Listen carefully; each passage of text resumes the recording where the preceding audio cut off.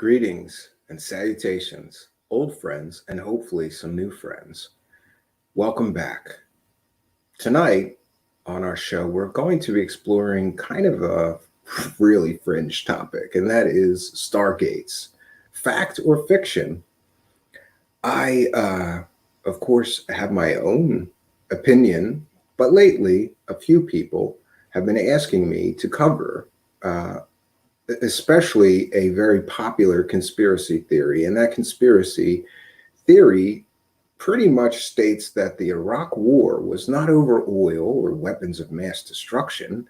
It was the United States government wanting to get control of ancient stargates that happened to be in Iraq, of all places, which, for those people who know history, Sumeria is in the region of Iraq. And ancient Sumerian is the oldest known civilization. So that belief sort of that there are ancient stargates built by the Sumerians or the Anunnaki, and the ruins of which, or working ones, are actually in Iraq, of all places. I have my own opinion of stargates, having first, I suppose, been exposed to the idea of stargates the same way everyone else was from the, I believe it was a 1994 movie titled Stargate. I gotta say, I did like that movie. Didn't like the television shows. Those got real hokey really fast. They were sort of like, I wouldn't even call them B science fiction. It was really low budget and yeah, not a fan of the television show. None of them. There have been SG-1 and another one. I just could never get past seeing MacGyver as a space hero. I couldn't do it. Couldn't sign up for it. So recently, one of our viewers has been sending me material convinced that there's stargates in Iraq. And they sent me a lot of, I gotta say, like compelling and interesting information. But some of the sources are very vague, and the proof of any of the claims that are being made and the materials I'm being sent are pretty sparse, but yet still interesting if you are interested in things like, I don't know, aliens, space travel, ancient history. These things have a way of weaving these different things together in a pleasing narrative that people like to believe. But we here try at least to get to the truth of these things. Is there actual evidence that there is stargates either working or in a state of decay and disrepair, ancient stargates in Iraq or anywhere else? I have heard claims that there are stargates in Antarctica, in Florida, off the coast of Florida, because that is supposedly one of the famed locations of Atlantis. I've heard about a stargate in Russia, and of course, Egypt, the pyramids. There's got to be stargates there, right? Ancient Turkey, and most notably, though, I hear they are in Iraq, or the site of ancient Sumeria. This is an interesting subject to me because there's a lot of things to digest about these things. I thought we would start. I found well, I didn't find it. One of our viewers found an excellent source about these supposed stargates in Iraq, and it's from a YouTube channel called Mysterious Middle East. And I gotta say, I highly recommend that channel. I checked out more than just the video we're going to be sharing and discussing tonight. And they have some interesting, all kinds of mysteries about the Middle East. And isn't the Middle East like, like Asia, just a mysterious and strange place to an outsider looking in, with strange customs and strange historical happenings and strange philosophies, maybe to a Western mind? Yeah, so I would highly recommend this person's channel. We're going to cite fair use, and we're going to be discussing and I suppose we're going to be discussing and critiquing the contents of this video and just discussing the evidence that this video presents. And we're using this video as an educational tool, and therefore this is definitely covered under fair use. We're educating the public about Stargates in Iraq, and this video is about Stargates in Iraq. So this is fair use. Let's get into it, friends.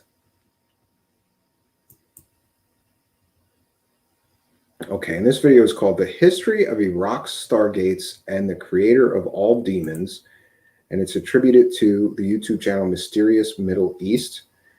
Again, fair use. We're going to be stopping this every so often to comment and using it to educate the public. This is fair use. Okay, friends, I got this queued up. Let's get into it. I found this whole video very interesting, but I clipped off the first minute or so. I don't know if we're going to play through the whole thing, but maybe at least half of this. It's a 12-minute video. Some of the information presented here, I got to say, it's like music to my ears. It sounds great, but I'm not so sure about the evidentiary support of the claims being made in the video. But they do. This video was very fair because he mentioned critical parts. The critics and skeptics have a reason to be skeptical due to some of the use of language, like using the term Stargate, which basically originated in science fiction. But I think it's a very fair video. Let's get into it, friends. The creator of monsters. Who or what is the evil fictional deity known as Tiamat? Historians and archaeologists agree that she not only played an important role in the creation myth of ancient Mesopotamia, but she is also central to it. It's interesting to note that I grew up Christian or Catholic, and to Christians or Catholic, Tiamat is a false god or a demoness, a female demon, depending on which priest you ask. Growing up, basically the old gods of older religions than Christianity became the demons or the devils. But we see this happen in history over and over again. Generally, the old gods become the bad guys of the new gods, whatever is reigning at the moment. Writing for ancient origins, the archaeologist Wu Mingren states that she was the Mesopotamians' personification of the primordial sea, from which the first generation of gods were born. Although obviously not a real god, what she represented to the ancient Iraqis goes way beyond the creation of gods, but also the creation of monsters, and by that we mean all of them. Yeah, so she is typically the creator of demons and monsters, besides being the creator of the first gods.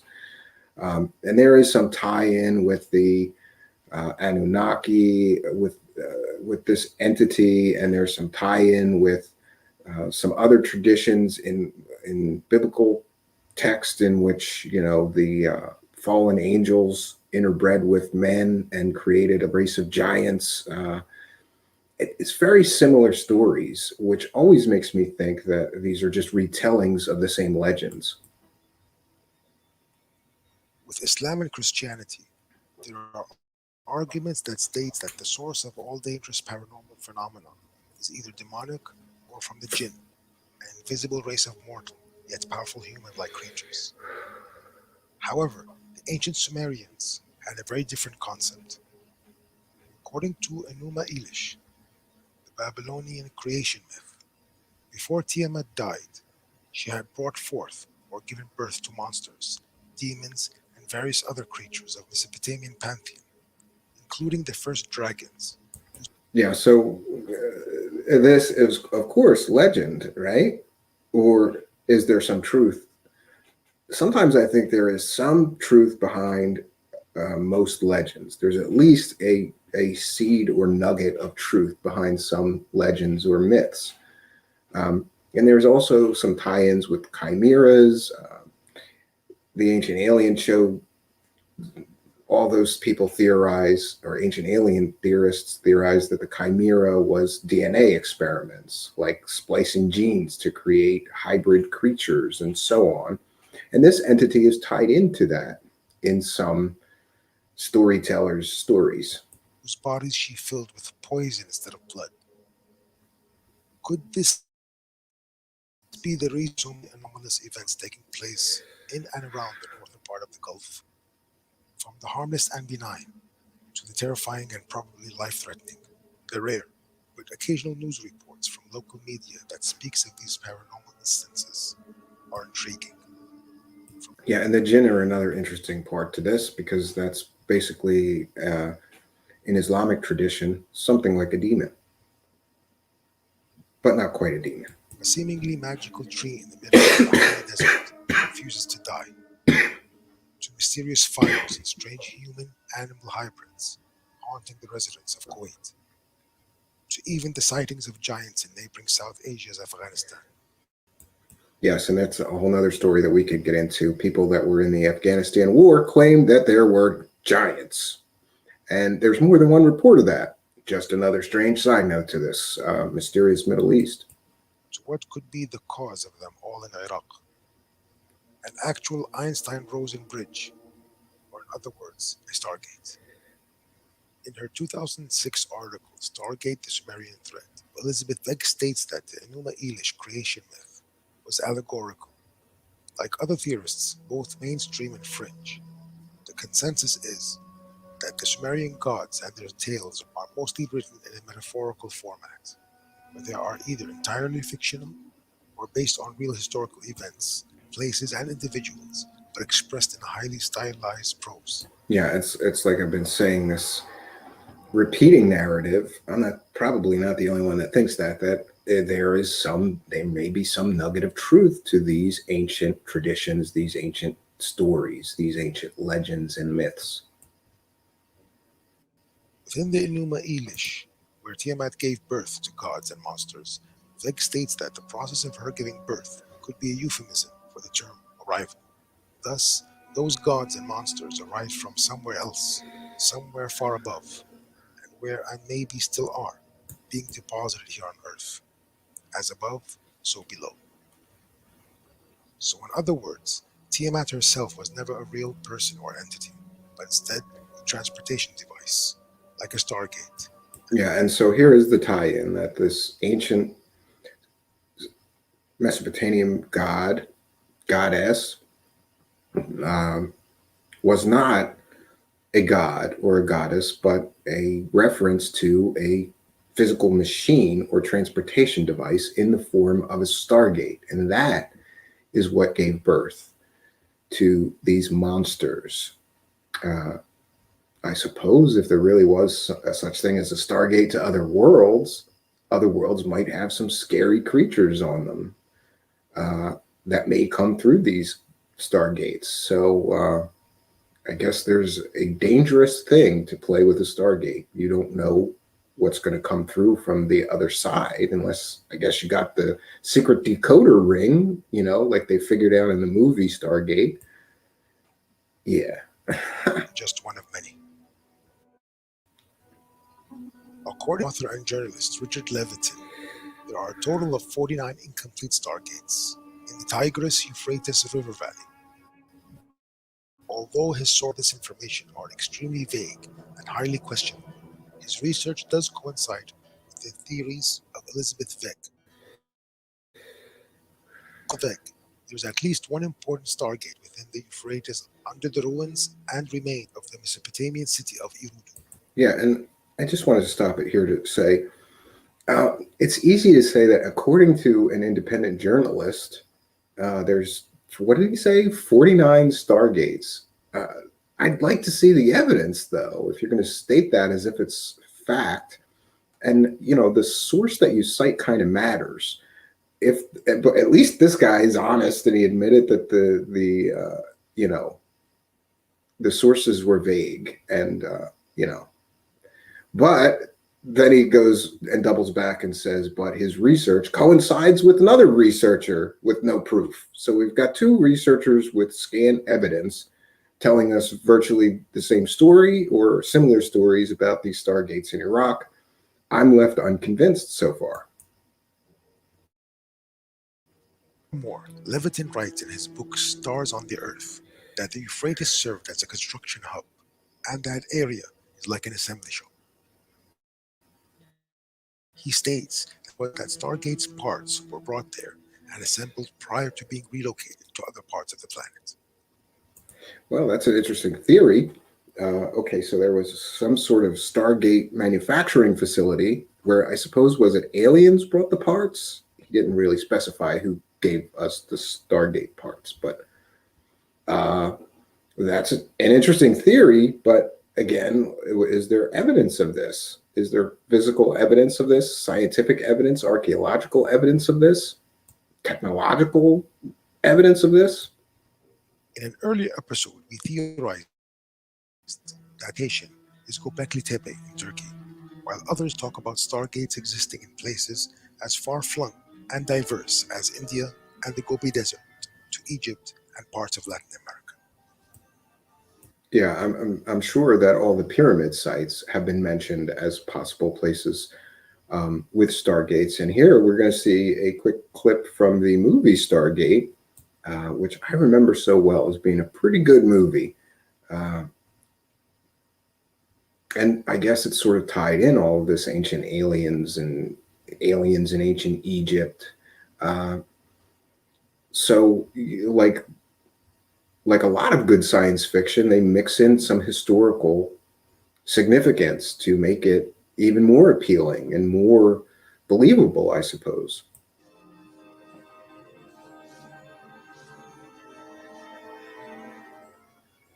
Of course, critics and skeptics can rightly point out that the existence of stargates in Iraq or anywhere else in the world is just the application of science fiction and not science fact, overlaid on real ancient Iraqi history. Therefore, it is our opinion that the use of sci fi terms as part of an argument for the existence of real life objects that goes beyond scientific understanding is self defeating.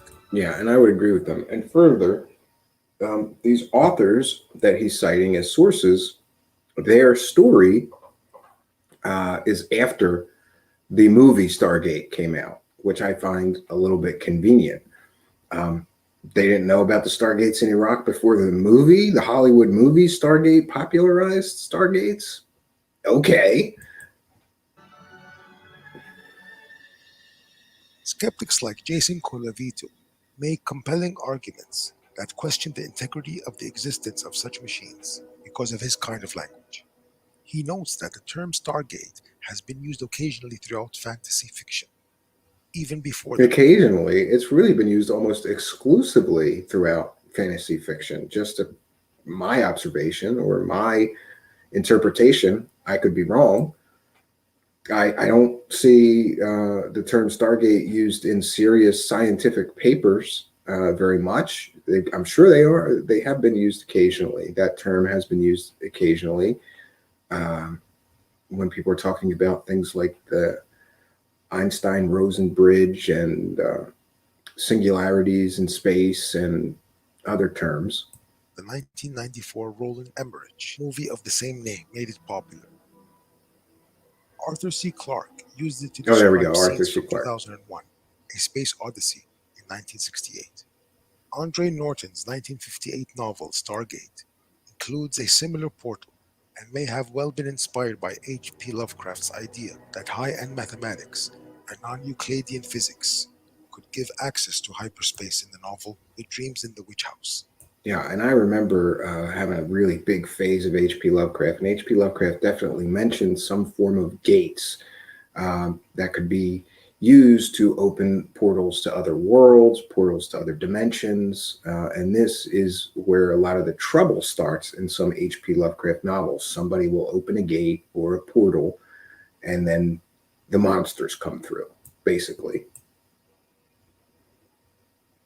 Yet, because this kind of technology is ever present in modern entertainment, that does not mean it does not exist. While the theories put out by theorist researchers, such as Veg and Levitin, is highly speculative at best, There is no smoke without fire. As we have shown in previous episodes, it seems very likely that our ancient ancestors were more technologically advanced than mainstream science makes them out to be. Yeah, and we hear this argument time and time again that there was maybe another age of technology, and then uh, the flood happened or some major global catastrophe happened, um, and that knowledge was lost to humanity. Um, it's a compelling argument, and there's if you look for that evidence of that, you just may find it. But I find that most people sort of already made up their mind and then they just go looking for evidence that will support their arguments rather than the other way around. But at least this gentleman is being honest about the scant evidence, and presenting part of the skeptic side, which is admirable. Most of the woo salesmen that are going to sell you stories of stargates are not going to do that and acknowledge the problems with these, I would call these theories, more than anything. Be that with or without intervention. Conclusion that stargates are real attention on the world's most a device. Uh, Hold on, friends.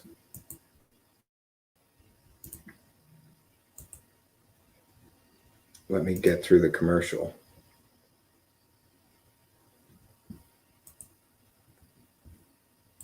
Okay. Well, friends, let's share this again. I'm again going to cite fair use. We're educating the public. This is fair use. We're stopping this video every so often to critique and discuss. This is fair use. We're educating the public about Iraq's Stargate and citing fair use while using this video in our presentation. So fair use. There we go. Like the 49 other devices allegedly scattered across the country. This one is rumored to be nearly fully functional and operational. So they've got, apparently the story is that there's 50 of these Stargates in various levels of disrepair, but there is one that is functional. The Green Zone was a heavily guarded diplomatic government area of closed off streets in central Baghdad, where US occupation authorities used to live and work. Shortly after the US led incursion to Iraq began in the early 2000s, a paper written by political scientist Dr. Michael Salah. Now we get to see the origins of some of these stories. And it is none other than Michael Salah, who is about as trustworthy as the National Enquirer or the World Weekly News or any other rag selling bullshit newspaper. This man is by no means a researcher. He is they call him a doctor, but I think that his doctorate is in something stupid like nutrition somehow. He certainly is not, to me, a learned or educated man, because there's no story about aliens or UFOs that he won't sell, no matter how scant and, non-existent the evidence for it is. After all, he's a big supporter of one Corey Goode, the secret astronaut who has spaceships landing in his backyard and taking him to a moon base. So some of these stories about Iraq Stargates come from this dumbass. That turns me off immediately to this whole theory now. If you see that this guy's involved in trying to sell this, huckster this shit. Was published on expopolitics.org. Yeah, that's his own website. So he publishes a blog on his own website. It's not like the guy's like writing for the New York Times and has any credibility. Dr. Salah proposed a theory that the whole region comprising of Iraq, Iran, and Afghanistan is a vast energy portal that was strategically as the home base for extraterrestrials known as the Anunnaki during the Sumerian era. Okay, so he proposed a theory.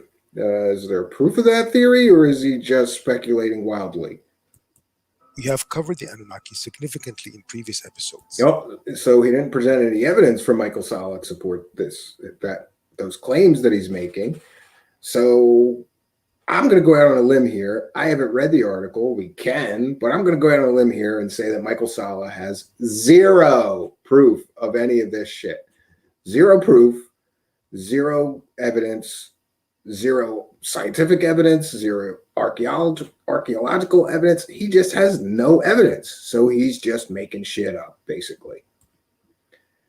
Probably after watching too many episodes of Stargate SG-1, right? Why do so many of these UFO con artists, grifters, secret space astronaut assholes all steal from science fiction movies? Links to those episodes can be found in the description box below. Like many archaeological discoveries in this corner of the Middle East, the Stargate was rumored to be a relic from the ancient Sumerian civilization circa 1500 BC. The gate was allegedly discovered in 1923 within the ancient structure known as Ziggurat of Ur. Yeah, I mean, okay.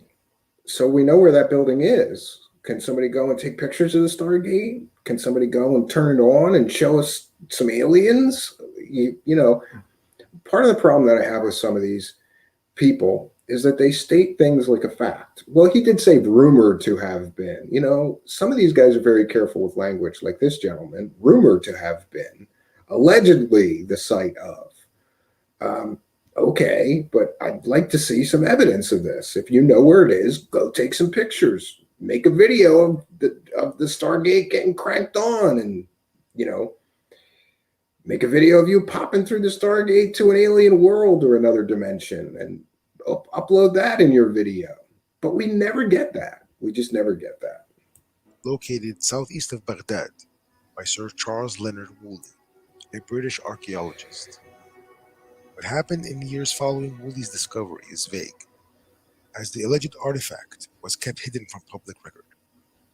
But it is believed that over the past 80 years, Western foreign policy and intervention in the region, from World War II to present day, were driven by a goal to obtain this technology.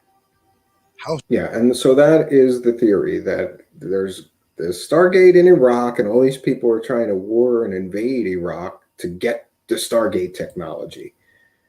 And I gotta say, if the United States knew there was Stargate technology, and what was it like? What was the oldest date he mentioned here? Like 1930 something. We would have went in and taken it. We wouldn't have waited till the Gulf War. But that's just my opinion and speculation. successful that goal was will be discussed in a forthcoming feature-length episode, where we will perform a hypothetical deep dive into ancient Iraqi history and attempt to piece together a modern mystery that involves Iran, Egypt, Russia, and the United States, and how these nations are applying real-world quantum mechanics in a manner that is not only influencing the present and the future of the Middle East, but also changing its past. Yeah, okay. So Russia, Iran, and the United States are experimenting with quantum technology to change the past. This is another huge claim with scant or no evidence, but okay. Thanks for watching. If you haven't already subscribed, please do, and consider Okay, friends. So that's good. We're going to pop out of that. I want to thank this gentleman, though, from the history, from the Mysterious Middle East channel, because I thought this was a well put together, excellent explanation of the whole story of there being Stargates in Iraq. There's one other source which I would like to share, and this is a Vice article, actually. Uh, let's see. This is a Vice article, boy. Mac. Boy, I hate when there's a French name. Lemoureux, I think. Lamoureux.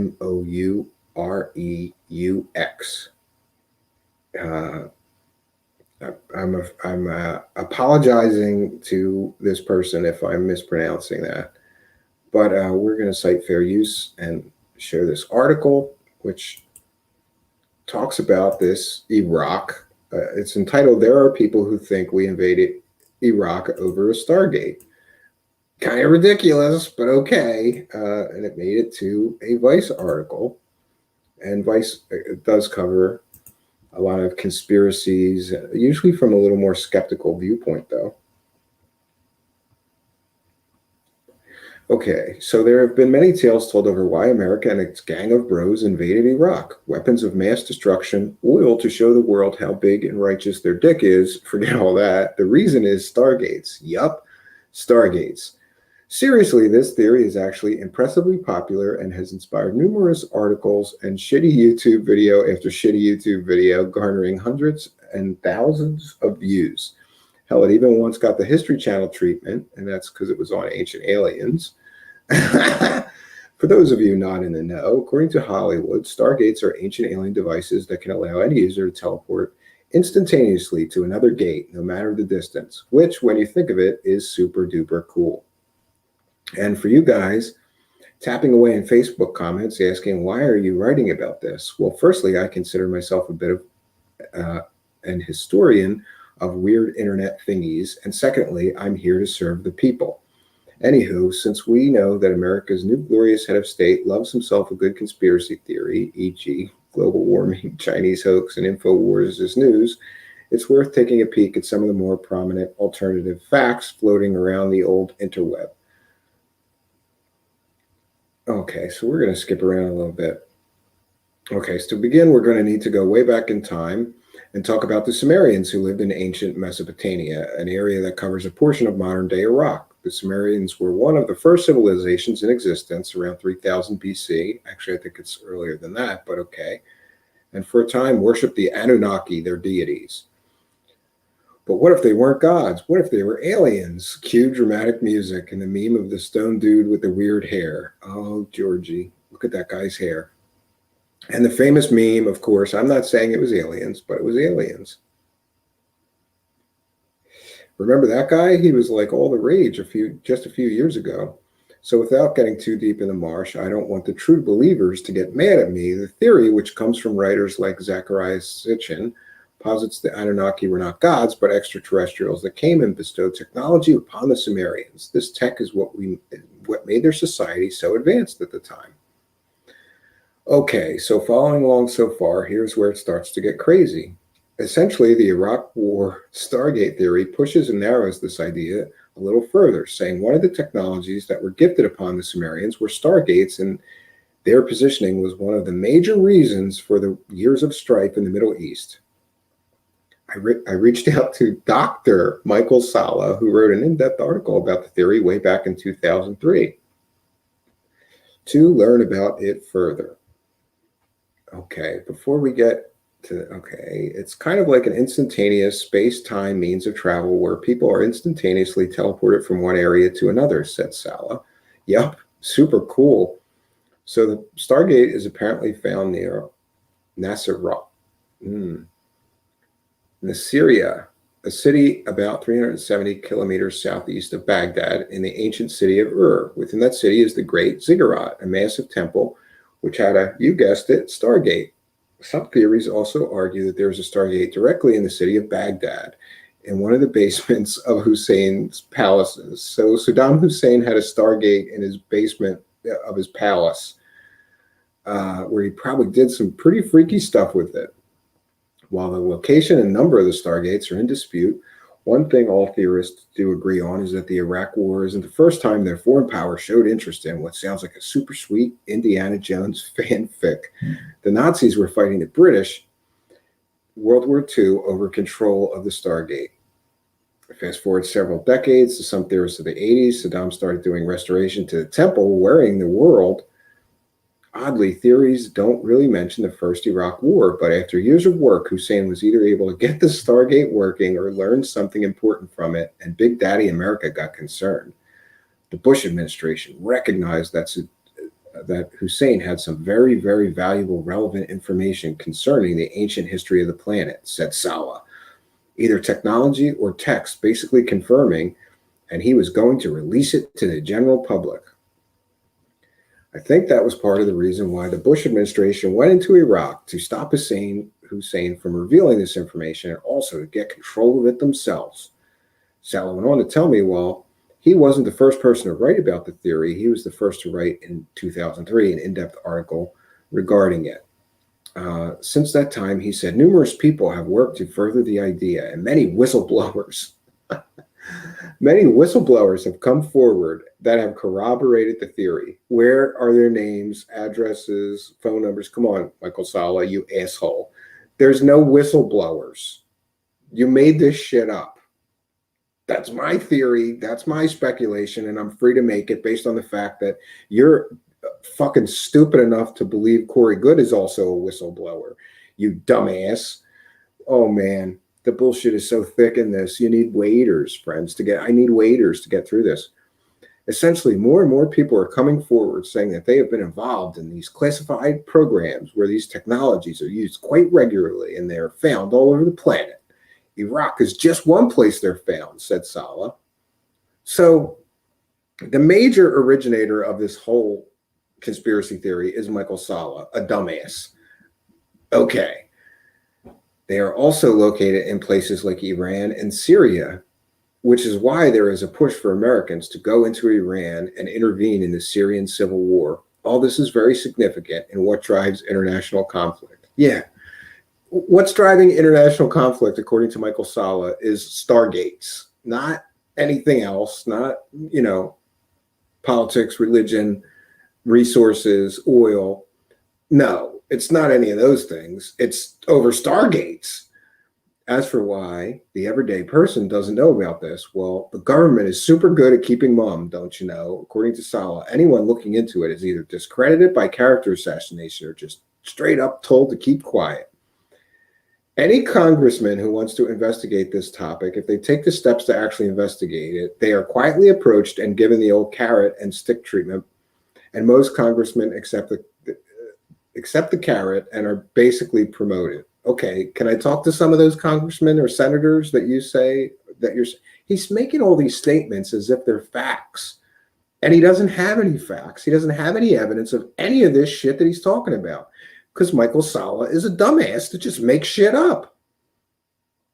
There is hope. The websites covering these theories are just a click away from InfoWars, and it's not too hard to imagine President Trump having one of his sleek and smooth underlings read it out to him for switching on ancient aliens. Like, imagine him sitting there in his gold throne, leaning forward like a hungry baby bird with ancient aliens reflecting in his eye, nodding gravely along. It's easy to see, right? So maybe Trump's recent comments about how the U.S. should have stolen Iraq's oil and his statement of maybe we'll have another chance are actually about that sweet, sweet teleportation tech. Maybe President Trump will finally be the American leader to curl his tiny, tiny fingers around the Stargate and know the true powers of the universe. Yeah, so having heard, friends, as soon as I heard that Michael Salah was a major proponent of this story, it led me down a very easy path to get to, because nothing that Michael Salah ever talks about is accurate or true or factual. He strings together different bullshit stories into some kind of, he thinks, a cohesive narrative, but everything on every post this guy has ever written, and people send me posts from him constantly. If people know that you're into aliens or secret space programs or whatever, UFOs, this guy writes a lot of crap. So people will send me shit that he writes, and I look at it and go, how fucking stupid is anybody to believe any of this stuff?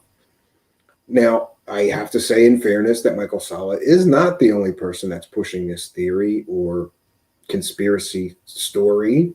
There are others, including at least a few people that are into mysteries of the Middle East, and a few authors that are writing about this in books. But again, I think that the evidence for any of this is very scant. I would like somebody to show me more evidence of any of these theories being factually correct or having some scientific basis, archaeological evidence basis. And no one so far, friends, has been able to give me that. So we titled the show Stargates, Fact or Fiction. I guess we should have titled it Iraqi Stargates, Fact or Fiction. And so far, I'm going to say fiction, just like the science fiction movie and television show Stargate. It came from fiction, and until these people that are pushing these stories provide some evidence, to me, these are going to remain a form of fiction. Now, I got to say, I would love to live in a world where I could hop through a Stargate and go to visit an alien planet or another dimension. That would be a much cooler world than we actually live in. But so far, nobody's given me a ticket, a golden ticket to go through a Stargate. And I doubt anyone ever will, you know? Uh, and that's where I'm at with this one. A viewer really wanted me to cover this and see what I thought about it. So this one's for her, and she knows who she is.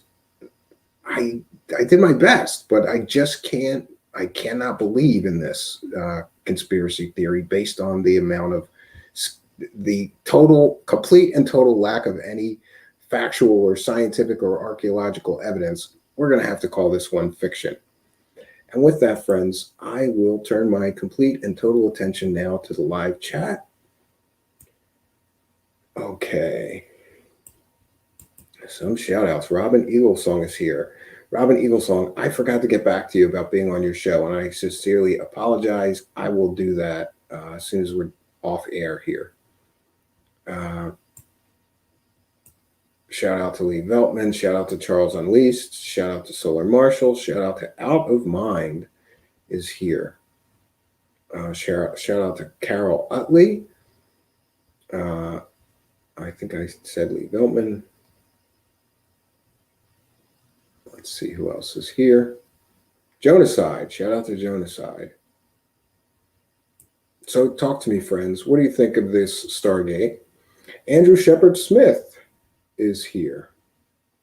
Says, hi, everyone.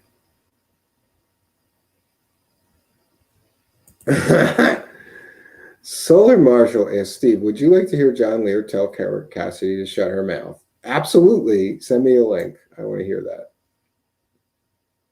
Oh, Kel Truth.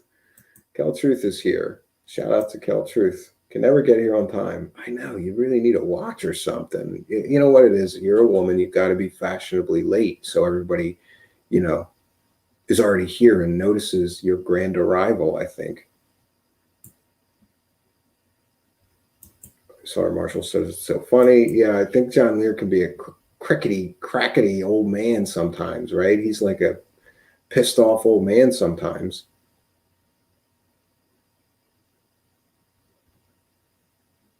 Okay, so if anybody has any questions or comments for me in the live chat, please do put them in all caps. And I always forget to do this spinning animation thing. There we go. So I had a little time today to work on the lights and the lighting. And yes, friends, I have been striking out trying to broadcast from the cabin. I'm not sure what that's about. I don't know if it's a bandwidth issue. I don't know if it's a StreamYard issue. I don't know if I thought it was a lighting issue, but the last time I made sure that it was bright as shit in there and it still looked like garbage when it went out. Not sure what the issue is. I'm working on fixing that. And I guess here's the deal. I'm trying to avoid, I have this very good Logitech that we use on the show here in the office studio here at home. And that's always generally looks good as long as I don't make it too dark in here. But then I don't want to break all of that down. Like everything is perfectly set, So if I go to the cabin, I got to take the webcam off the stands and fold up the stands and then go there and set it up. And then I got to bring it back here. And so I'm trying to avoid that. And so I was using another webcam, which here looks fine, but at the cabin looks terrible. So I'm going to go back to trudging this webcam back and forth, at least or until I can get another one. But that one's, I don't know, fairly expensive. I think it's $120. So I'll save my PayPal pennies and my Patreon pennies. By the way, you can support our show either through Patreon for $1 a month. As soon as I get off of the show tonight, I'm going to be working on this month's audio journal and the final Mind Hack demo. The final Mind Hack demo part 2. I thought we were done, and then I found more notes, so we're going to do another uh, going to do another episode, really. I like mysterious Middle East. The Arab mythology is interesting. Yeah, I love Arab mythology, and I once tried to read the Quran, and I only got about a quarter of the way through. There's something about spiritual text that really can't keep my interest long enough. I've tried to read the Bhagavad Gita and the Quran and failed miserably, and I've tried both of those probably 3, 4 times each. Can't get through either of them. But a Muslim friend sent me links to sections of the Quran that is most of the stuff about the jinn and supernatural things and demons and things like that. And I find that fascinating. Yeah, and Out of Mind is sharing their channel. That guy's got a great channel going, tons of subscribers. I think he does a really good job from what I've seen. I've watched a few of the videos on there now, and I like ancient mysteries and stuff like that. So for me, it's a good resource, good channel to find.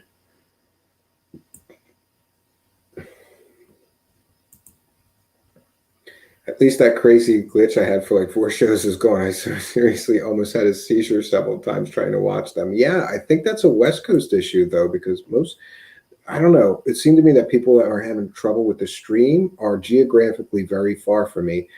And Truth, you're all the way on the West Coast and I'm all the way on the East Coast. That may have something to do with it. I'm not sure. You should read the Eddas. Or is that Eddas?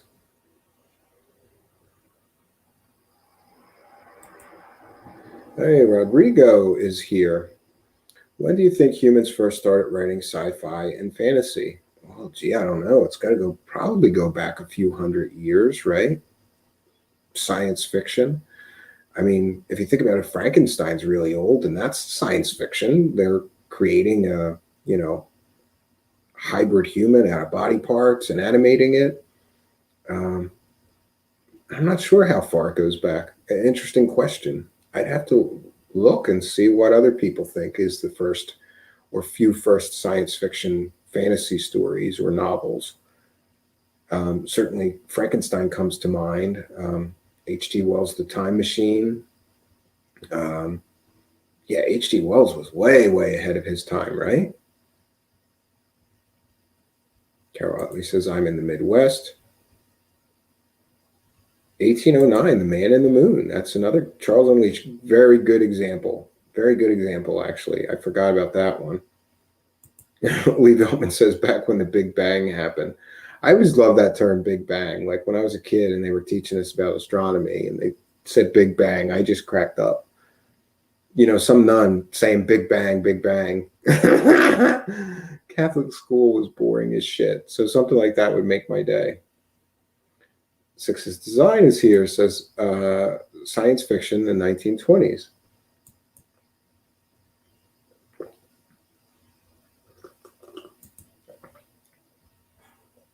The Man in the Moon was a cool British movie.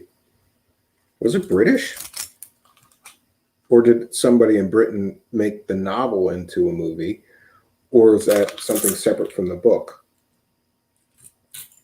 I thought there was the Andy Kaufman movie was called Man in the Moon too.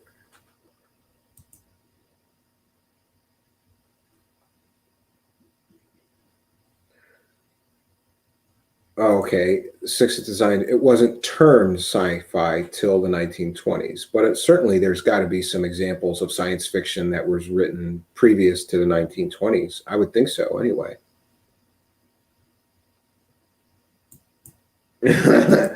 So before 1920, people didn't invent stories, only real stuff. Well, I'm sure there was fictional stories forever that were written down, but I don't know that people were using the term. I think Six's Design is right that the term for science for that art form would be popularized in the 1920s, and people would call it science fiction.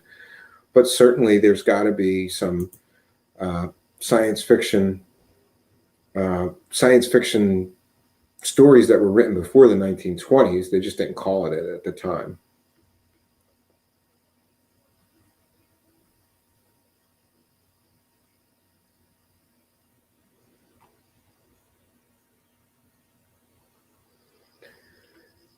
So I was going to look something up. Bear with me, friends.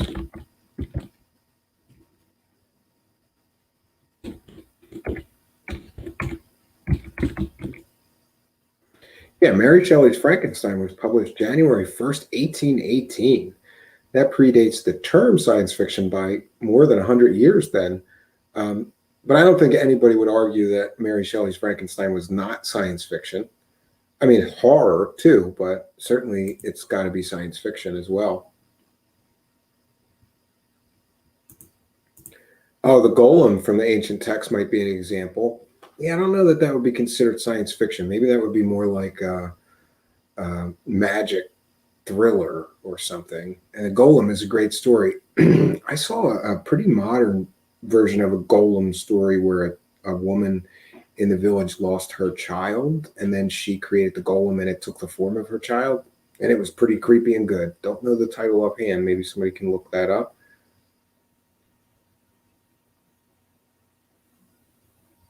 Okay, Le Voyage dans de Lune, created by Georges Méliès in 1902, is often considered to be the first science fiction film.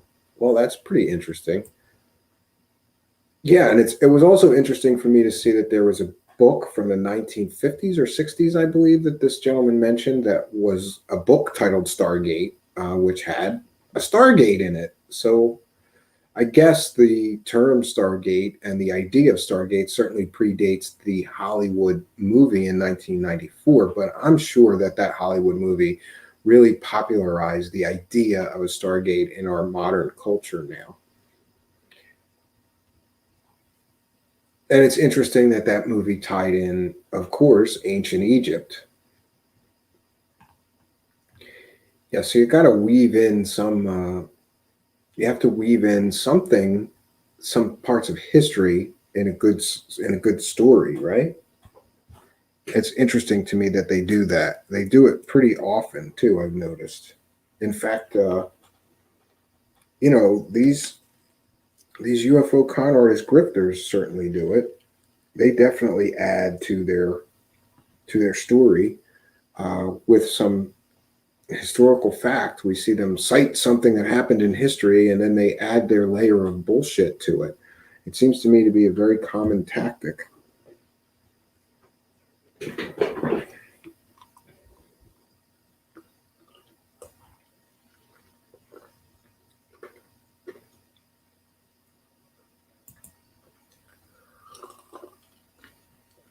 The Vimanas, for example, could they have been real flying machines or just classic human imagination?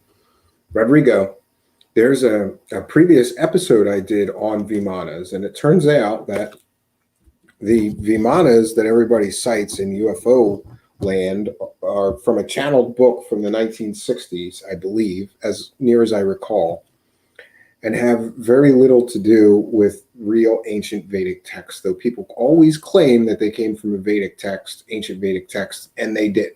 Those flying machines, the Vimanas, came from a channeled book from the 1960s, and people constantly say in an ancient Vedic text, and it's conflating two things.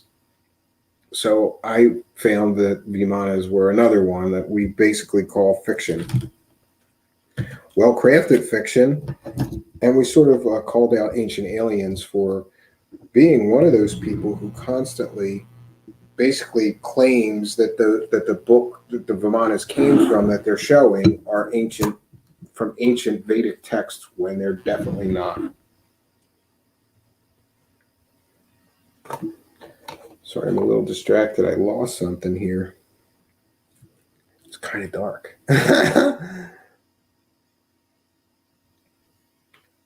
The Keymaster and Azul. I love that movie.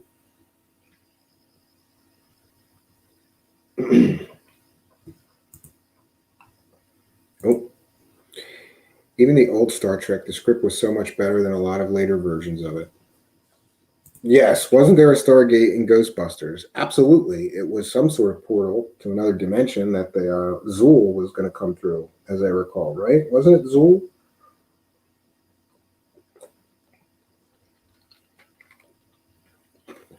I always remembered there is no Dana, only Zool. And Rick Moranis was great in that movie. Ghostbusters, just a classic, great movie. I'm glad they're doing like another attempt at a reboot. That Ghostbusters with the girls, I try to like it. I really did. I didn't like it.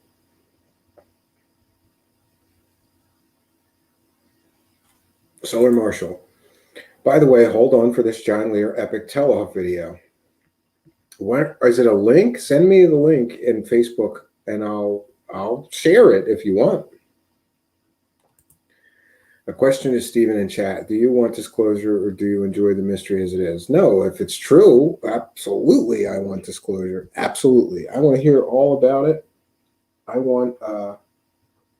definitely want disclosure to happen. That would be an amazing world to live in, where we could finally have some proof of all that alien stories from years and years. And I finally found what I was looking for, folks. A lighter. Always have more than one, especially if you're in the dark here.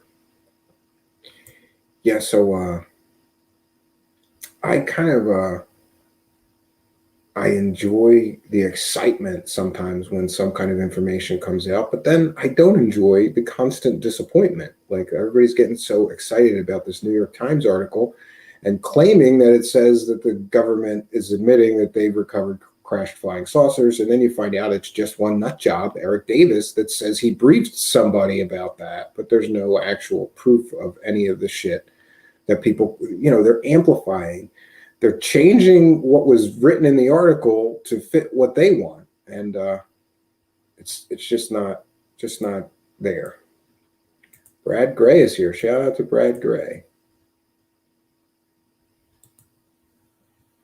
Genocide. I want disclosure if, in fact, there is anything to disclose. I agree. Absolutely. Yes, so Solar Marshall apparently has some breaking news to contribute tonight in the form of John Lear telling Kerry Cassidy to shut her mouth. And you gotta love John Lear has turned into like your like cranky old uncle now, right?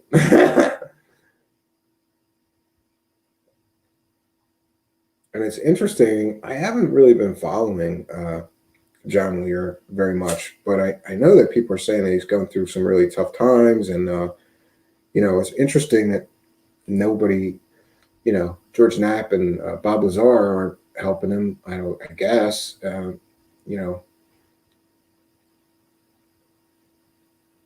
really do believe that John Lear was the source and the seed of all the information from the Bob Lazar thing. Disclosure would be great, but I also enjoy the ride and the fascination of all the wild stories. Yeah, there's no end or there's no limit to the amount of wild stories.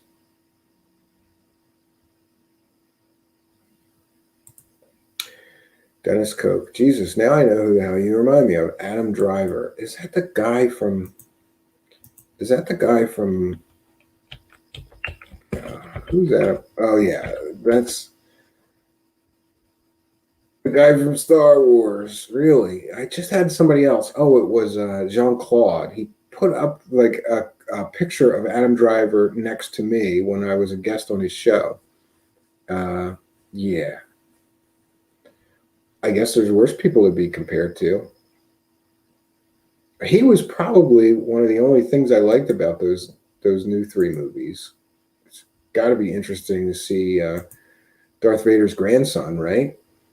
And his struggle with the dark side and the light side. Didn't like how they ended the whole thing. Didn't really like those last 3 Disney movies. It's basically I watched Disney kill my favorite childhood movie series. Did anybody else think that there was like no reason to kill off the original characters in the way that they did? Was the whole thing just about money? Like, well, Harrison Ford's going to want like $60 million to do this, so we got to kill him off after 1 movie, or whatever. And boy, the Mark Hamill, the death of Luke Skywalker to me was just a ridiculous waste. And the other thing is that everybody wanted to see like these people get together again, and they didn't. And you had the actors. They all signed up to do whatever you wanted to write. So, big disappointment.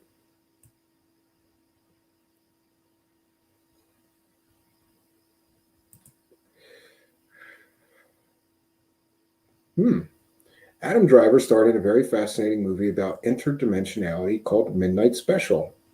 A must. Oh, I didn't know that was about interdimensionality. I thought that was like him being like some kind of a cameraman or something in the middle of the night for like crime scenes or something. I'll have to check that out.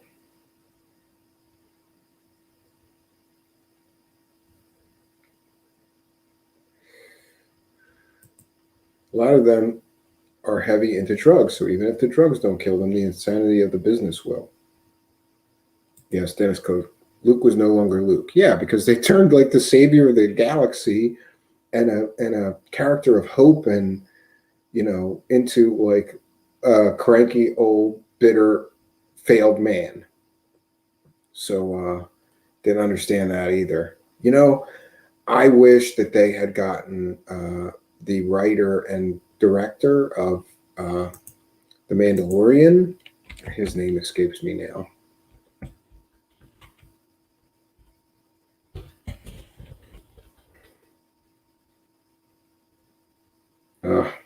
I'm not going to be able to find it.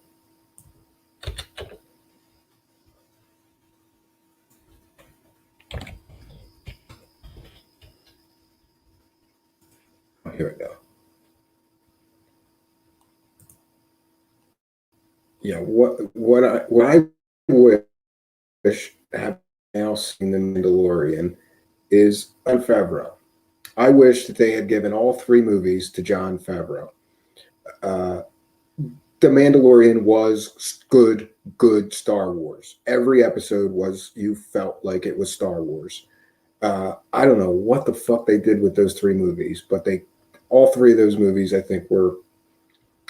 The first one wasn't a bad start, and I think they could have done fine building off of that. It just got worse from there. My wish is that they hand all of Star Wars over to Jon Favreau. He did an amazing job on this Mandalorian series, and I can't wait to see season 2. So I'll at least be able to see some decent Star Wars out of this Disney clusterfuck that it has been in the movies. And what else? I certainly liked Rogue One. I thought that was well done, and I liked. I'm one of the few people I know that liked the Han Solo movie, but I, of course, loved Han Solo growing up, so it was good to see his backstory and how he met Chewbacca and how he got the Millennium Falcon. I thought it was pretty well done. But people were so pissed off about how bad, which one was it? The second in the trilogy was, that everybody was like, we're not going. We're not going. and that sucks because there could have been like 3 Han Solo movies if that movie did better.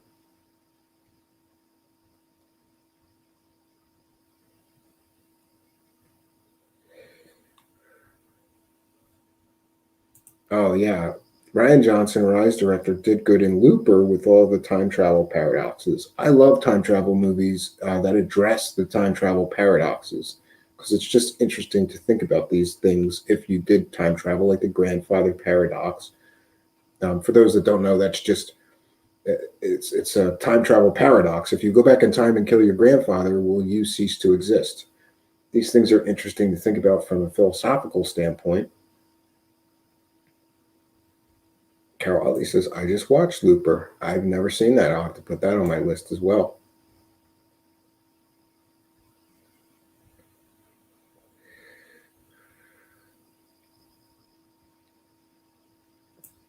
Brad Gray. Brad Gray says, oh, wait, I saw it here.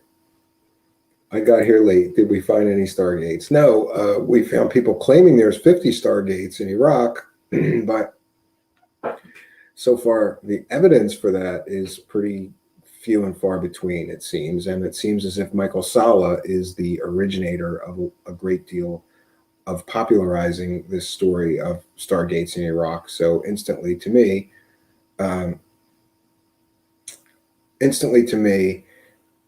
this whole conspiracy theory has no value if Michael Salah is one of the guys that is heavily pushing it or popularizing it, because his so-called research is a fucking joke, and his ridiculous claims are just that, ridiculous claims. He never provides proof of any of the shit that he talks about. He just strings together nonsense and, fake sources, like a lot of UFO hucksters. Six Design says, yeah, Steven showed us the Stargate he has in his backyard. Six Design, shut the fuck up. The men in black are going to come and take it. There's a big discussion because the lady calling the shots on Star Wars had specific social messages to convey. People are talking about 3 movies getting removed from canon. Yeah, I've heard that they may do that, but I don't think. I mean, it's. Would I like a do-over, Rodrigo? Fuck yeah! But are they really going to get? Well, they can't get, Princess Leia now. They can't really do a do-over. They would have to just make 3 other movies and try to forget about those shit show 3 movies. Um, I thought the last one was really, really like. I think they tried at least to do some fan service in that, like finally giving Chewbacca his medal and bringing back Lando Calrissian, and then but to bring back the Emperor. To bring back the Emperor makes Return of the Jedi absolutely meaningless, and yeah. But then I try to keep things in perspective though, because I'm such a huge Star Wars fan, and then I realized like it's a movie for children about space wizards, right? So I can't get this upset over science fiction movies. I can't get this upset about movies that were essentially about space wizards and space battles, you know. But people were pissed at those movies, and a lot of Star Wars fans want them to remove them from canon. But I don't even know how would they do that. Would they just say that was like a dream, like, and bring back one of the characters from the movie so that they could somehow bridge the gap? I don't know how they would do that. Sixth design, if someone actually had a real Stargate, how many wouldn't notice? I mean, where are you going to hide it? How are you going to hide the huge magnetic field from detection? Yeah, I guess it would make gravity waves or some other detectable radiation or something, right? It couldn't just, I don't know how a Stargate works, but maybe radiation. It may be, I don't know, for all we know, the Large Hadron Collider is a Stargate. How do we know it's not, right? They got this huge complex buried underground. We don't know what they're doing with that thing.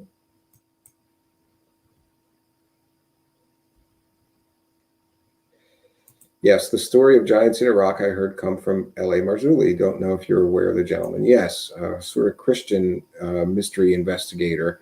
He kind of goes from a Christian perspective, but I like him actually. I've listened to a bunch of his shows on those Peruvian skulls and a few other subjects, the Anunnaki that he was covering. And to his credit, he sort of got involved with Jaime Maussan with the fake fairies and shit, and eventually kind of went, yeah, this is bullshit. And at least to his credit, he didn't double down when it was revealed that he was like helping Jaime Maussan push a hoax, because every story that Jaime Maussan pushes heavily turns out to be a hoax. He was involved in the Roswell slides. He was involved in this fake alien that turned out to be a marmoset monkey skeleton. Yes, Ian McGregor's Obi-Wan Kenobi series might be interesting. I think so. And that's going to center around his years on Tatooine, waiting and sort of watching over Luke, I believe. So that's interesting to me. And I will certainly want to watch that. Don't know how good it'll be. I'll watch it. But pretty much anything Star Wars, I'll watch. I missed a lot of like the Clone Wars and some of the other cartoons. So I still have those to go through largely.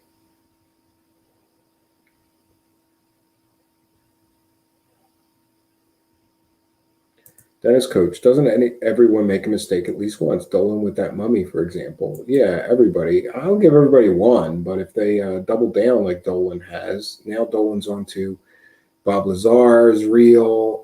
Let's see, remote viewing is real, and the Wilson documents are real. Ufology would be so much better if trillion hoaxers stopped pushing BS. That ain't going to happen, though. No. All right, Solar Marshall with some breaking information to share about John Lear telling Kerry Cassidy to shut up or shut her mouth, was it? I don't know.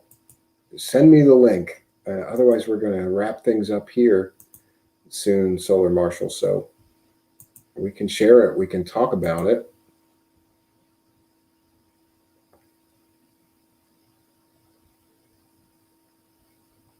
Lee Veltman, LA, and then Nephilim always rubs me the wrong way.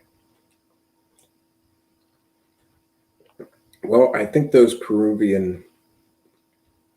not the Peruvian mummies, I think those elongated skulls are sure interesting because some of them look like that's not cranial deformation.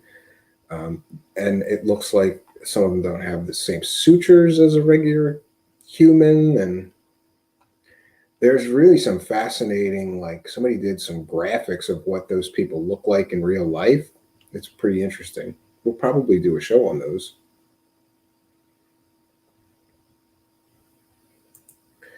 The only stuff I found interesting from Musan were the mothership releasing spheres footage of UFOs. That had me scratching my head, to be honest. Yeah, I don't think that I saw that. Oh, I'm sure that I have along the way somewhere, but yeah, Six Design. Thank you for sharing. Be sure to help Truthseekers, Stephen Cambian, out on Patreon. Yeah, if you guys want to see more of this more of this subject matter, uh, if you could, I would highly appreciate you supporting me on Patreon. In fact, as soon as I'm finished with tonight's broadcast, I'm going to make the Patreon benefits for this month, which are a behind the scenes audio journal. I'm going to share some information about the book that CalCorp just published and sort of put me as a co-author, even though I had very little to do with it. And there will be a new Mind Hack demo this month. And I was really hoping to finish the alpha release of Altos. For those that don't know, I have my own sort of Linux distribution, and it's called Altos, ALTOS, or AltOS, the alternative operating system. The new alpha is going to have 70 gigs of software included with it. It's a huge download, and some people are complaining about that, but honestly, this is the way that I prefer to make it. If you don't, because people are like, why don't you just make it smaller and then have add-ons if people want things? And that's good, but for me, it's easier to maintain the system as just one big, huge software. It's not disorganized or anything. It's very organized, how to access each of the softwares included, but I like it big.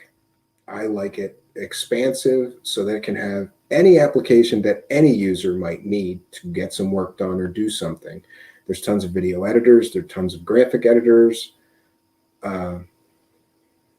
Oh, yeah, out of mind. Also sending a prayer to Vanessa today. Yeah, if everybody could sort of have a moment of silence and send her some good positive thoughts or a prayer or a meditation or a dedication, whatever it is you're into. Vanessa Thor is being evacuated due to the wildfires. And I saw a post earlier that she's had to sort of put her pig up she's got a pig, a pet pig. Interesting girl. So, I just got to say, like, I really hope the best for her. I hope that she's safe and warm wherever she is and her family is okay. And I hope that the situation resolves itself soon and positively for her. That's got to be terrible. Like, I wouldn't even know what to take with me, because the fire could really endanger your home if they're evacuating you.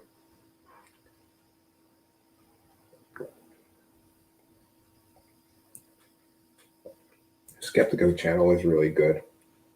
I've seen that. Goddess of Thunder. Yeah, everybody pray to the Goddess of Thunder. She needs rain. Stranger Things had some hilarious featurettes, including starring Musan. I didn't know. Listen. I tried to start Stranger Things. I got about 20 minutes into it, and I don't know. I just fell asleep or something. And then the next time I tried to do it, I fell asleep again a little further in. I couldn't even get through the first episode, so I was kind of like. And I know that series starts slow, and it's supposed to get really, really good later. I'm gonna try again, I guess. Yes, Carol Utley. Sending prayers for Vanessa. I guess we're all going to try to send some prayers for Vanessa. Dennis Coach says the same thing. Prayers for Vanessa.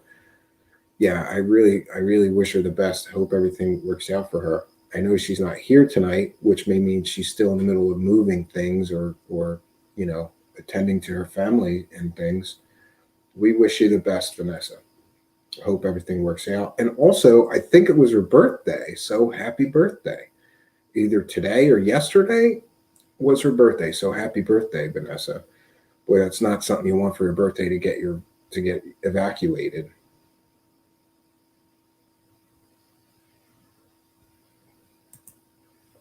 After last summer fires here in Oz is anything to go by, I hope Vanessa will be fine.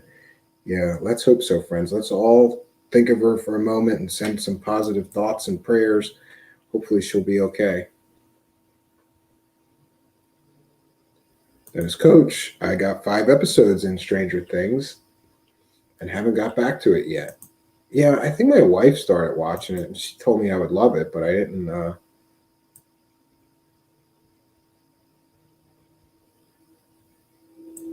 Yeah, she told me I would like it, but I haven't gotten to it myself.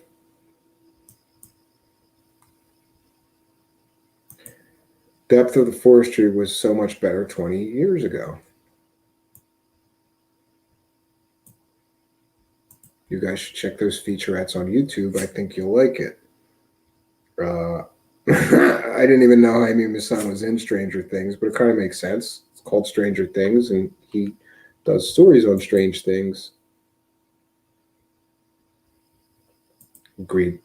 Forest management sucks in the West. I'm not sure if that's the issue, or a lot of people say it's because of global warming, or uh, climate change. There's a lot less rain, so maybe the forests are much drier, and that can certainly create more forest fires, right? I always hate it once in a while near the cabin they put out like a advisory that you're not supposed to have a campfire, and I'm always kind of like, listen, I got a hose right next to my cabin, you know, and I go to the cabin to have campfires, so. But sometimes they put out these no burn notices or warnings.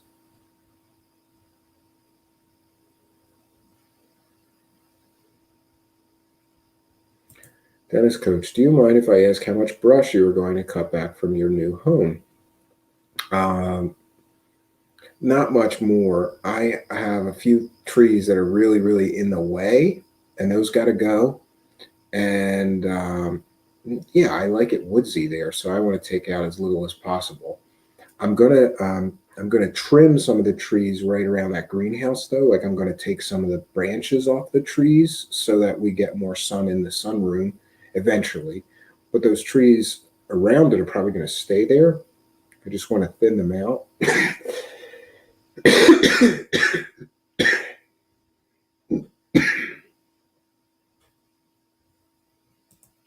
You can Solar Marshall. I have it. How do I send it? You could send it to me on YouTube, or I'm sorry, you could put the link right in the chat, and I could go over to YouTube chat and get it, or you can send it to me on Facebook, and I will share it.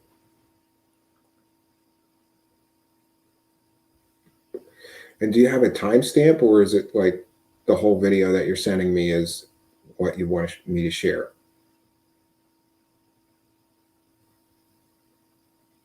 Yeah, you can send it to me. Go ahead. Just send it to me right in Facebook Messenger. I have to send it to your Facebook. Okay. Yeah, that's fine. Sorry, Marshall. Send it to me on Facebook.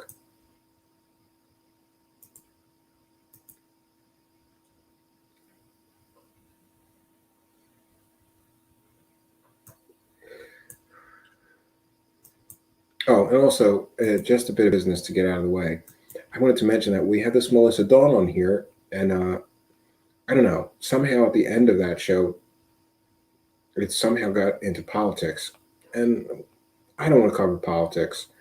I don't want to get involved in the middle of a fight or a disagreement between a guest and members of the live chat who disagree with that guest's political opinions. I don't want to get into Trump versus Biden. I just don't want to do politics. So, for future reference, we're not going to do politics here.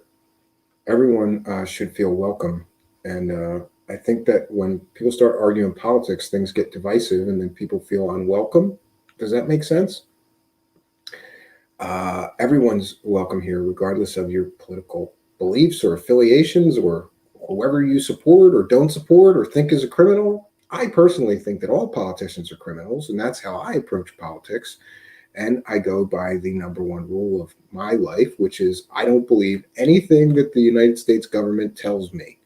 Uh, and I kind of look at the whole, especially national elections, as a circus. And it's not my circus, but I'll watch it occasionally. But I will not participate in that circus. Uh, so that's where I'm at with politics. Dennis Coach, don't do politics. Trust me on that one. Yeah, I absolutely agree. Yeah, no politics. Yeah, and I think that the disagreement stemmed from this guest asserting that Antifa was a very dangerous cult-like mentality or something like that. And somebody that's very supportive of Antifa took issue with that, and then you know, uh, like I don't want to take sides either way, but I think the issue was over who was causing the riots. Was it Antifa or was it white supremacists who want to create chaos and blame it on Antifa and BLM? And like honestly, I don't want to get into it. I abhor and do not condone violence in almost every case. I think the rioting and the lootings is ridiculous. I don't really think it serves a purpose other than to create chaos and destroy things. And I just don't want to take sides of whoever is creating the riots and the chaos is the bad actor. And I don't think arguing over who that is very productive. And we just don't. This is not a show about politics. I'm not Rush Limbaugh here, so I ask people to just leave that stuff at the door. Charles Unleashed. Kerry disabled the comment on the Lear freakout.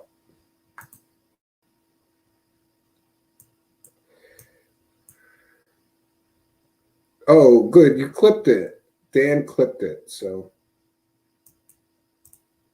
I'm trying to play it now, though.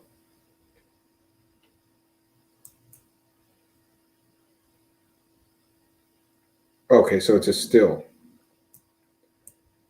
All right, we're gonna play this John Lear freakout, courtesy of Dan Benkert, because let's listen to what John Lear has to say to Crazy Kerry Cassidy. Got to say, I'm not a fan of Kerry Cassidy. I'm not really a fan of John Lear either. After all, the guy talks about fighting monsters in Vietnam and thousands of people living on the moon. And is it Saturn or maybe it's Uranus? I don't know. He talks about some crazy shit too. So let's see if we can't share this. Again, I'm going to cite fair use. We're educating the public about, I guess, John Lear telling Crazy Kerry Cassidy to shut up. Let me do this one more time. 1 second. Make sure I share the audio. Okay, here we are, friends. So this is a clip contributed to our show by Solar Marshall. I suppose it's from the Kerry Cassidy Project Camelot show. So we're going to cite fair use. Fair use. We are educating the public about, I guess, John Lear telling her to shut up or something. I have not seen this myself, so this should be good, friends. Let's take a listen. And I think we have just a still of John Lear and then the audio. We have cities on the moon and Mars. We have underground bases there. we have all kinds of secret space equipment there, and I've got so many witnesses to this, that is kind of over the top. Now, if you want to change your story about that and you want to say we're not there, then that's your business and that's okay. But if that's the case, then we probably should move on. But they're actually, they don't have all this space equipment and secret space program Sorry, to not go into space. They're Okay, so I guess the argument is over that John Lear used to say that there was thousands of people living on the moon and stuff, and maybe he's changed his thoughts and views on that. And Kerry Cassidy's not having it.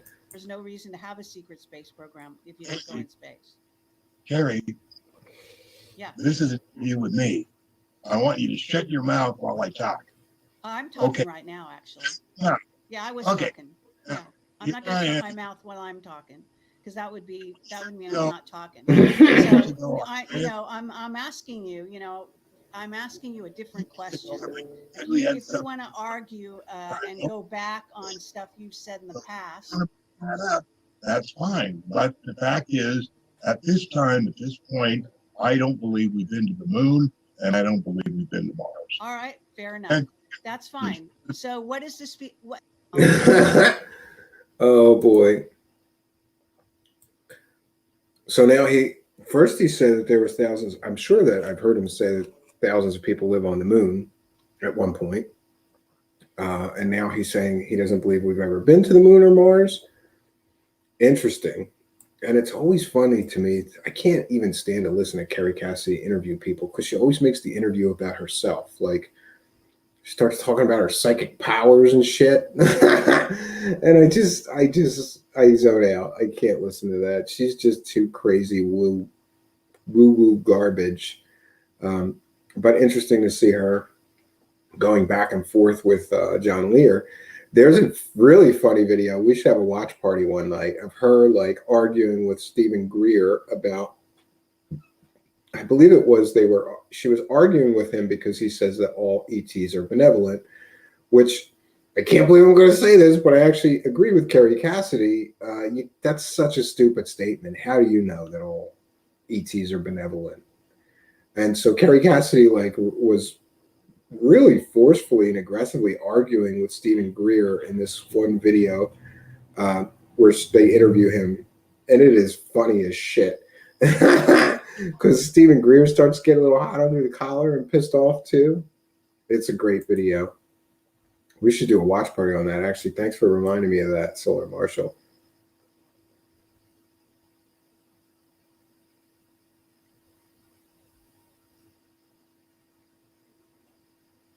Okay.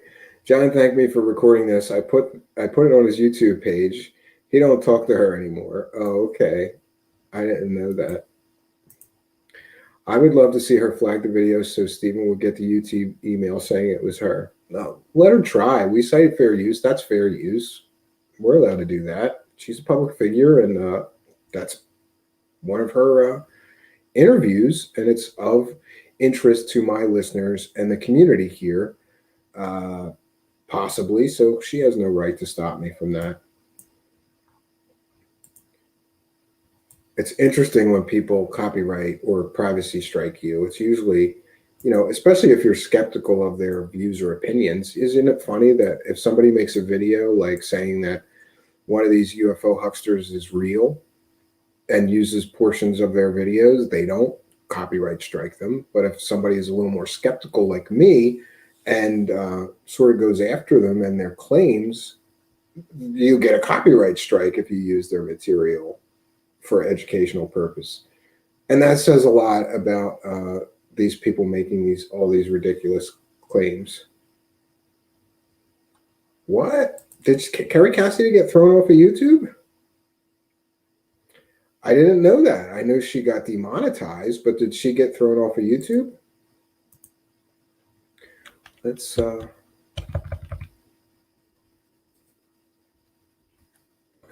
take a look. I know she's been having that pandemic doctor on, even after being warned and stuff not to do that, sort of, and it's against the terms of service. But I don't know that they actually struck her channel down now. Oh, it's still there. Yeah, she's still there. Man, I think we're going to have to go woo, friends. 281,000 subscribers. But for having that huge of a sub base, her numbers are really not in line with that.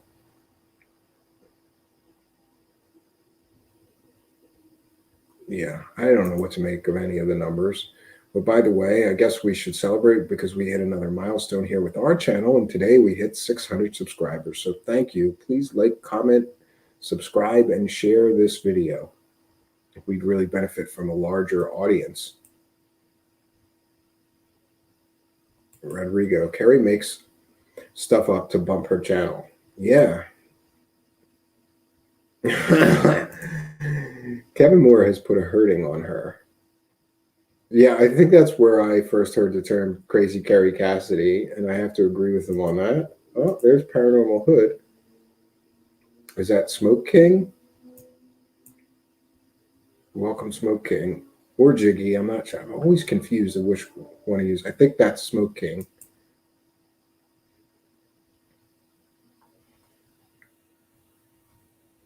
Yes, PBR Street Gang. She was pissed because YouTube demonetized her videos. Yeah, well, that's where she was making her money, so I guess I would be pissed too. But, what she kept doing was a clear violation of the terms of service. If you were so concerned with keeping your money, you would have played nice with YouTube and the YouTube algorithm AI gods. By the way, praise the AI gods. Praise the YouTube algorithm. All praise. And by the way, praise the cash. Please let somebody send me some money. There's PayPal donate links and Patreon links in the About section.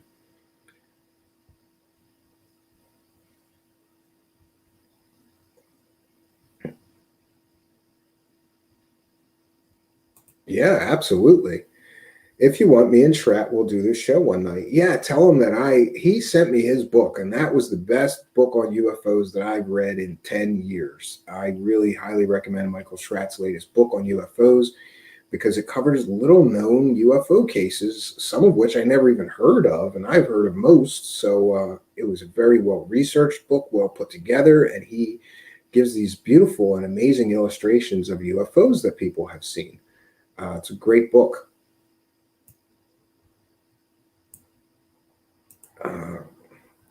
Whatever happened to that secure Team 10 guy? I know he got arrested for DUI and then sort of claimed that the men in black framed them, which is bullshit because people got the dash cam. People got the dash cam videos of him getting pulled over for DUI. And I was going to cover that, but then I thought, you don't want to kick a guy when he's down. I just hope that he gets the help that he needs for his alcohol or drug related problems. I totally don't. Not a fan. He's been caught hoaxing stuff over and over and over again. And see, this is what pisses me off. Like, we work really hard at investigating these strange subjects and trying to get to the actual truth of some of them. And other people basically just make up shit. And if you look at the channels and the numbers of the people who are just out there making up shit, they are vastly, vastly larger numbers than someone like me gets. And I guess that says something about the world. People want fantasy. They don't want reality. I'm still fascinated by these subjects, though, and I think some of them are worth investigating. But when you're just straight making shit up, and then the universe rewards you in the form of money or, a large fan base, it kind of makes me sad.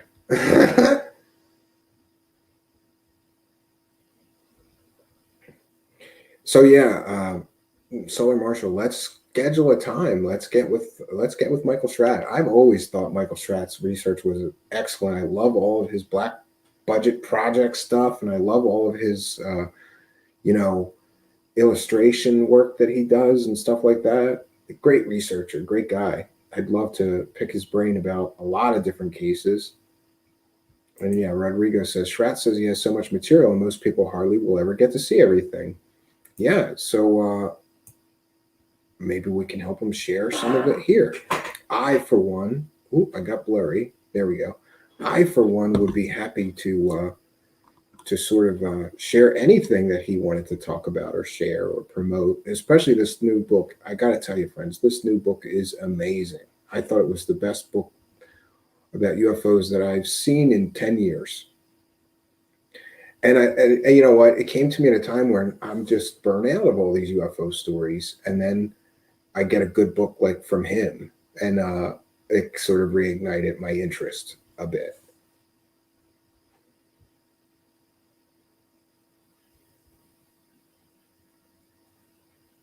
Yes, that's coach fan bases are fickle. Yeah, they really are. They really are. Yeah, so Marshall, let's work it out. Absolutely. He's going to talk to Michael Strat right now. Yeah, I would love to do that. Let's do it. Let's book it. As far as upcoming shows, honestly, I have no idea. I've got like 4 or 5 solo shows that I'm going to do. And then I've just started. I really have to make a point of getting better at this. I've started reaching out to some potential guests that I think would be great for our show, but haven't heard back from many. So we'll see where we take this thing going forward. If anyone has any suggestions for shows, I'm all ears. You guys know you can always, there's an email in the About section. It's truthseekershow@gmail.com. Truthseekershow@gmail.com. So if you have a show suggestion, like tonight's show was basically suggested by a viewer who wanted to see what my thoughts were on this particular story. Yeah, we aim to please here. And I'm down for most of the any good story I'm down to cover. So and we certainly want to do the fan service. What you guys want to see, I want to give it to you. And a lot of people have been asking me to get back into covering certain people, like Corey Good and others, and I'm not sure what we're going to do about that. I sort of checked back in, and then I was sort of reminded of why I checked out on that guy and others like him for the most part. I just don't see any value in me spending time listening to that guy talk, because there's just no value in anything that he talks about. So, covering him is simply like, let's listen to him talk. Let's say why this is bullshit. Let's listen to him talk. Let's say why this is bullshit. And it's just, to me, it's not very compelling or very interesting, though some people really want me to cover him. And if people really want me to continue our past coverage, I don't know. I think we did one show once in a while about that guy and how ridiculous his bullshit stories are. Mika Hanks would be good if you're into taking topics with a grain of salt. Oh, and Six's Design posts an excellent Black programs, Michael Schratt on the UFO Chronicles. Yeah, I believe I've seen that one. PBR Street Gang, deeper dive on Dolan would be interesting. Yeah, I got a part 2, but I got to listen to like 8 more hours of Richard Dolan trying to pump up these Wilson documents with his bullshittery. And sort of unpack and debunk a lot of the bullshit stories that he's telling in order to do that part 2. It's been on my list of things to do. I promise that we'll get back to that, and hopefully sooner rather than later. Cattle mutilations might be interesting. It's on my list already, and I have a pretty good deal of research on that. Good Wilcox only needs coverage when the court dates happen, in my opinion. Yeah, I think that the judge is going to rule on those motions to dismiss in October. I think October 18th, from what I recall. Hopefully, the judge will educate herself on the bullshit factory that is Corey Good and know that these lawsuits are frivolous. And is just some asshole out there on the internet telling fake stories that's pissed off because people are going on the internet and saying, excuse me, your stories are fake. He thinks that he should be allowed to just spew bullshit stories and nobody's allowed to critique his bullshit stories. That's what most of these lawsuits are about. Well, that and him fighting over money with his former manager and writer, right? And it is what it is, friends.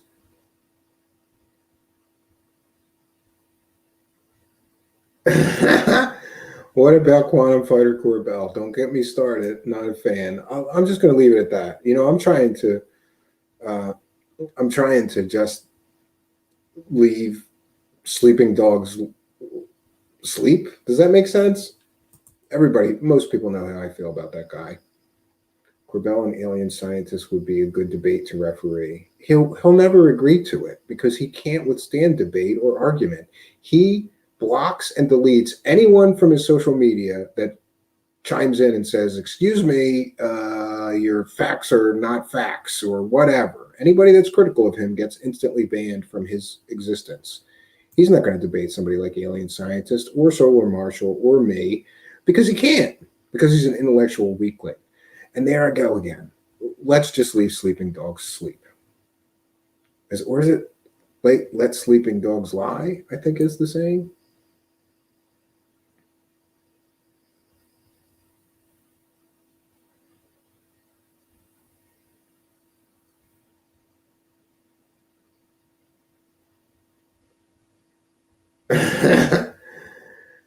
Dolan does the same thing. Agreed, Charles. I hope he loses his last one soon.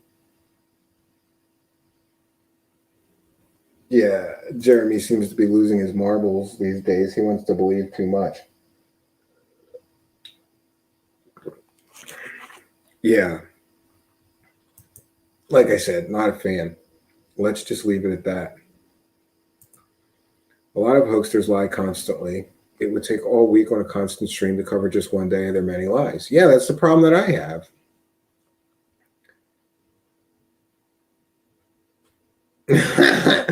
Solar Marshall, he watches me just so he sees what the newest debunks on Lazar are. Yeah, you gotta, you know, you gotta do research on your competition. Solar Marshall, Steve, do you do shows on the weekends? I'm at the cabin on the weekends, and I'm trying to, and for some reason we're failing miserably. The streams work from the cabin, but they look like shit, and I don't know why.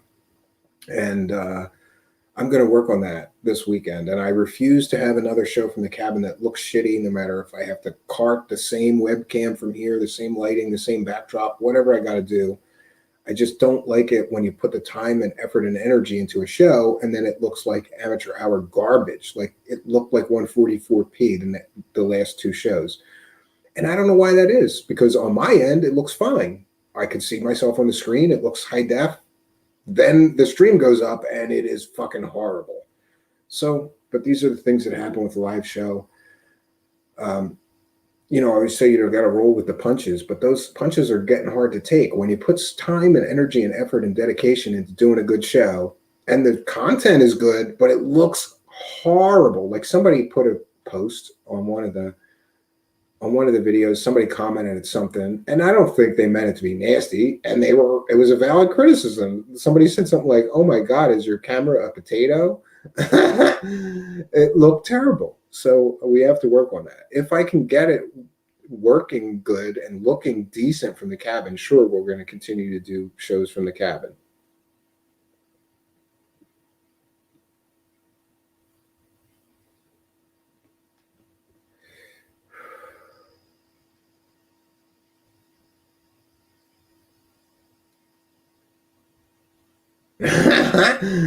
Paranormal Hood Jiggy is here, and he says CPT, and he had to educate me. I wasn't sure what that was. That, friends, is colored people time. And Jiggy, of course, is allowed to use that term. I think it would be disrespectful if I used that term for myself. But yeah, Jiggy's on CPT, colored people time. So he's way late. He's way late to the party. And friends, I just noticed that we're coming up on an hour and 45 minutes. So I think we're gonna call this one a video. We're gonna play our outro, and I got another bunch of work to do for you guys tonight in order to get the Patreon benefits to you by the end of the month. I'm going to do my very best to do that. Again, we're going to have a new Mind Hack demo and an audio journal about this month. Behind the scenes, you get that for the Patreon buck. Paranormal Jiggy, you're supposed to start at 10. Yeah, I know, but I've been starting later than that, or earlier than that if I can, so that I can do some other work before the night ends for me. And then nighttime is the best time for me to get any work done because generally my kids won't be screaming and running around and banging shit and breaking shit. And boy, today was a rough one. Just one of those rough ones. So, friends, we may return to the subject of Stargates in the near future. I've got a bunch more material that I think might be interesting to look into. I'm not sure what, what evidence can actually be found, but I'm going to try. I'm at least going to try to find some of the evidence.